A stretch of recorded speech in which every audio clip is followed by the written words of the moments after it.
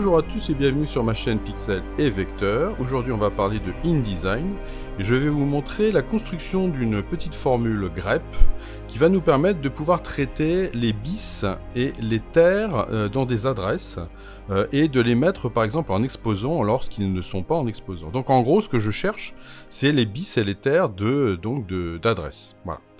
Alors, justement, je voulais vous montrer, j'ai pris un texte qui est en français avec, vous allez voir, des choses qui pourraient justement poser problème. Alors, je vais tout de suite aller chercher donc mon petit élément rechercher remplacer, ici.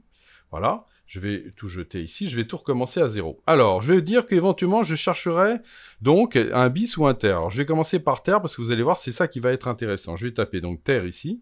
Et vous voyez que si je cherche un ter et que je fais ici, vas-y, cherche-moi, vous voyez que je vais avoir un persisté ter. Vous voyez, il le trouve bien ici.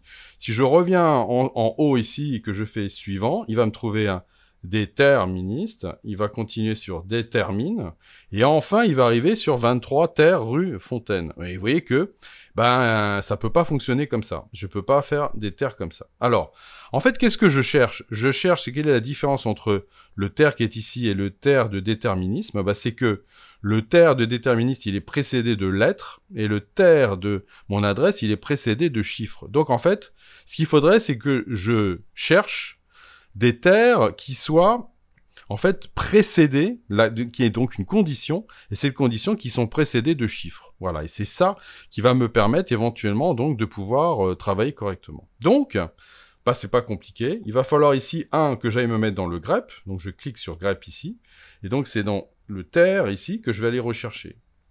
Vous voyez que si je suis en grep et que je fais suivant, que je reviens ici, ça n'a absolument rien changé. Hein. C'est pas parce que j'étais en texte que ça change quoi que ce soit. Bon. Donc là, qu'est-ce que je vais lui dire? Je vais lui dire qu'il faut que je trouve la condition qui me permettrait de rechercher un ter précédé donc de chiffres. Et pour ça, je vais aller dans le petit menu qui se trouve ici. Et là, vous allez aller descendre ici vers le bas, et vous allez aller dans ces éléments-là, et vous allez tomber sur correspondance. Et là, vous allez trouver look behind positif. Regardez avant. Vous voyez que, regardez après en positif. Alors, regardez, je vais vous le mettre ici, on va le positionner. Vous voyez, la fenêtre va apparaître ici. Vous voyez, c'est parenthèse, un point d'interrogation, un inférieur égal, un égal, et fermeture de la parenthèse. Cette petite formule-là, voilà, c'est ma condition. Je vais la couper parce qu'il faut que j'aille la positionner avant le ter. Voilà, je le positionne ici. Je vais lui dire que... Alors, pourquoi ça s'appelle look behind, regarder après? Parce que c'est la condition et qu'est-ce qui est après? Alors, là, la condition, c'est quoi? C'est que je voudrais rajouter des chiffres. Donc, après ma petite... mes trois caractères ici, je vais cliquer sur le petit égal et je vais revenir ici pour lui dire que je voudrais donc avoir des caractères. Alors, je cherche les caractères génériques, chiffres. Et ce que je voudrais, c'est chiffres quelconques. Donc là, vous voyez, qu'est-ce que je lui dis? Je lui dis que après la condition qui consiste à dire que je vais avoir un chiffre, il faudrait que j'ai un ter. Voilà. Donc là, comme ça va déjà éventuellement me permettre peut-être de trouver mieux.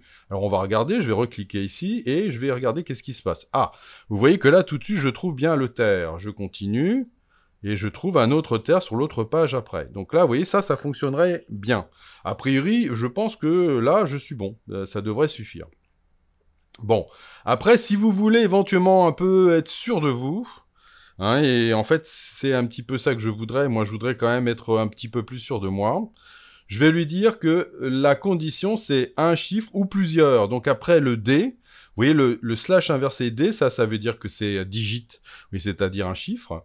Et je vais aller lui dire que je voudrais une répétition éventuelle. Je vais lui dire qu'il faut que la condition, c'est un ou plusieurs. Un ou plusieurs chiffres. Voilà. Comme ça, à chaque fois que le ter est précédé de un ou plusieurs chiffres, il doit le prendre en compte. Et là, ça va très bien marcher. Parfait. Donc là, on est bon, sauf qu'on a vu qu'on n'était pas avec que les ter, on était aussi avec des bis. Ok, alors avant le ter, je vais lui dire que je vais taper bis. Voilà. Et il faut que je mette un caractère qui va me dire soit les bis, soit les ter. Et ce caractère, c'est le caractère qui est un trait vertical et qui s'appelle le pipe en anglais. En français, je sais pas comment ça se dit. Et en Mac, ça va être Alt majuscule L. Voilà.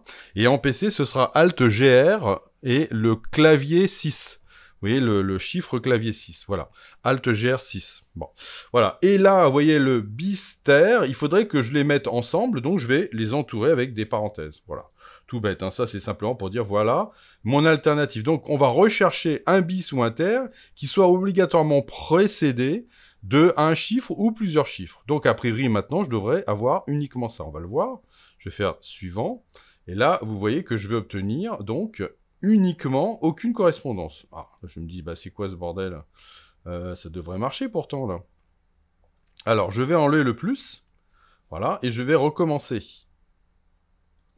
Ah, là, ça marche. Vous voyez, je continue. Oui, j'ai bien mon bis. Là, j'ai bien mon bis. Là, j'ai bien un ter. Voilà, encore un bis. Vous voyez, il n'y a pas de problème, ça marche. Et la recherche est terminée. Ah.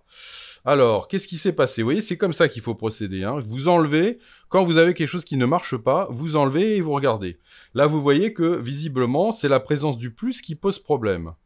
Alors, pourquoi la présence du plus pose problème dans cette formule-là? Alors, peut-être qu'il faudrait que je mette le plus après la formule. Alors, je vais le tenter, je vais mettre mon plus ici. Et puis, je vais revenir ici, et je vais lui dire, vas-y, montre-moi. Ah, bah oui, vous voyez, ça marche. Voilà. Et là, vous voyez qu'on a bien les terres. Oui, on a bien les terres, on a bien tout. Voilà, donc là, vous voyez, ça a bien marché à ce moment-là. Voilà, donc, voilà, ça, c'est pour vous montrer que, voilà, des fois, il faut savoir un peu bidouiller, se dire... Quel est l'élément qui fait que j'ai aucune correspondance? Bah voilà, c'était le plus qui devait pas être à l'intérieur de ma condition. Ma condition, c'était c'est précédé donc d'un chiffre, et après on peut lui dire un ou plusieurs chiffres, voilà, mais à part. Et après, on va avoir notre formule ici, voilà. Est-ce que le plus est obligatoire? Je suis pas certain. En fait, moi, je le mets, mais est-ce qu'on, si on le mettait pas, ça changerait? Jusqu'à maintenant, dans ce que j'ai fait moi, bah, j'ai pas vu de différence entre les deux. Donc, à la limite, on peut peut-être se dire qu'on n'a pas besoin de le mettre. Voilà, bon, moi, je préfère éventuellement le mettre. Ça mange pas de pain, voilà. Ok. Alors maintenant, bah, il faudrait que je me dise, bon, bah d'accord, mais c'est bien gentil, mais maintenant que j'ai trouvé les bis et les terres, qu'est-ce que j'en fais? Bah, il faudrait que j'aille créer un style de caractère. Donc, je vais aller me créer un style de caractère ici, vous voyez. Donc là, je vais lui faire nouveau style de caractère. Et je vais lui dire que mon style de caractère, c'est juste que la position ici va être en exposant. Voilà.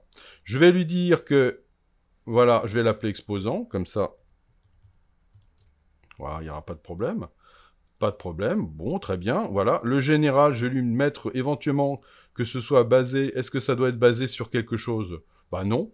Donc là, a priori, il n'y a pas de problème, je vais juste éventuellement lui dire d'appliquer le style à la sélection. Oui, on va le faire, à tout hasard, ça pourra me servir pour autre chose, voilà. Très bien.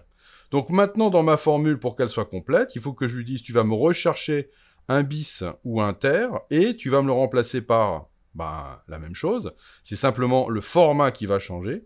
Donc, je lui demande de remplacer par, et là, je vais dans le petit trait avec voilà, la loupe ici, et je lui dis que je voudrais le remplacer par la même chose, mais avec un style exposant. Et là, je vais faire OK là-dessus. A priori, ça veut dire que maintenant, si je lui dis de tout remplacer ici, il me dit qu'il a trouvé 5 modifications, voilà, et je peux faire terminer ici, et vous voyez que j'ai bien 23 terres, 25 bis, 25 bis. Voilà, vous voyez que là, j'ai bien 546 terres et 54 bis. J'en avais fait 5, j'en ai bien trouvé 5. Donc, vous voyez que ça marche bien. Voilà, donc voilà, éventuellement, cette formule, alors je fais un pomme ou un CTRL F pour récupérer ça. Vous voyez que ma formule est toujours là. Vous pouvez très bien l'enregistrer en cliquant sur le petit bouton là, et la mettre dans la liste qui est ici. Vous voyez, j'ai déjà tout un certain nombre de requêtes, et vous pouvez lui dire, par exemple, je vais le mettre dans la liste, alors je vais le faire ici, je vais lui dire que je voudrais mettre bis -ter, voilà, par exemple, un truc comme ça, je vais mettre en minuscule, parce que c'est censé être en minuscule, voilà, comme ça, je fais OK là-dessus, voilà, ce qui veut dire que maintenant, si j'efface ma formule, voilà, hop, j'ai effacé ma formule. Je peux la retrouver à bis ter, et oui, je retrouverai ma formule et mon exposant, voilà. Ce qui fait que dorénavant, j'ai plus besoin d'y penser, et c'est fait. Voilà, bien évidemment, vous êtes pas obligé de refaire la formule, vous pouvez très bien faire un copier-coller et la coller dans votre fenêtre aussi, et ça fera la même chose. Voilà, et ben j'espère que ça va vous servir, et je vous dis à bientôt sur Pixel et Vecteur.